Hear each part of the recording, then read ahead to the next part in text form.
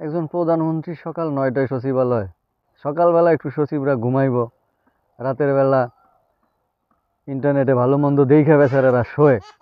তিনি হাঁটিয়া হাঁটিয়া অফিসে যান, তিনি জামে বসিয়া থাকেন। মানে এটা কোনো কথা? প্রধানমন্ত্রী যা শুরু করছে, সকাল ৯টায় সচিবালয়ে চলে আসে। আরে এটা বাংলাদেশ, আপনি ৯টায় যদি সচিবালয়ে চলে আসেন তাইলে তো হয় না। এটা তো কানাডা না, এটা তো আমেরিকা না, এটা তো ব্রিটেন না, এটা তো বাংলাদেশ।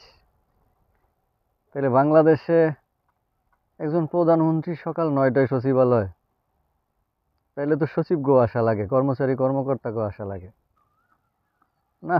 এটা বেরসিক প্রধানমন্ত্রী। সকালবেলা একটু সচিবরা ঘুমাইব, রাতের বেলা ইন্টারনেটে ভালো মন্দ দেখে বেচারারা শোয়। বেচারারা একটু 10টা 11টা পর্যন্ত ঘুমায়, 12টার দিকে অফিসে আইব। এই প্রধানমন্ত্রী যন্ত্রণায় এরা তো এই সকালবেলা আর ঘুমাইতে পারবো না। বেরসিক প্রধানমন্ত্রী, মানে এটা কোনো কথা? সে আরে এটা তো বাংলাদেশ, এটা কি দরকার আছে কিছু? এটা কি ইংল্যান্ড নাকি আমেরিকা? হ্যাঁ, এখন তো সচিবরা একটু ঘুমাইতে পারবো না, কর্মচারীরা ঘুমাইতে পারবো না। সচিবালয়ের কর্মচারী, বাহ! প্রধানমন্ত্রীর কার্যালয়ের কর্মচারী, তারা যদি 12টা পর্যন্ত না ঘুমায়, হ্যাঁ, তাহলে তাদের ইজ্জত থাকে? কেমনে থাকে বলেন তো? এটা কোনো কথা? আমরা গল্প করতাম। কানাডার প্রধানমন্ত্রী মার্কেটে হাঁটিয়া বেড়ান, তিনি হাঁটিয়া হাঁটিয়া অফিসে যান, তিনি জামে বসিয়া থাকেন। আমরা স্বপ্ন দেখতাম আমাদের প্রধানমন্ত্রী যদি এরকম গাড়ি নিয়ে জামে বসে থাকতেন, তিনি যদি প্রোটোকল ছাড়া যাইতেন। এটা এখন আমরা বাস্তব দেখতে পাচ্ছি। দেশ আসলে পরিবর্তনের দিকে যাচ্ছে।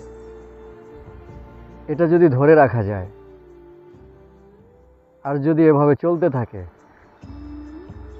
আমাদের দেশে, আমরা যে গল্প শুনেছি কানাডা, আমেরিকা, সুইডেন, লন্ডন, সেই কার্যক্রম যদি আমাদের নেতারা শুরু করেন, তাহলে ইনশাল্লাহ আমাদের দেশ পরিবর্তন হতে বাধ্য।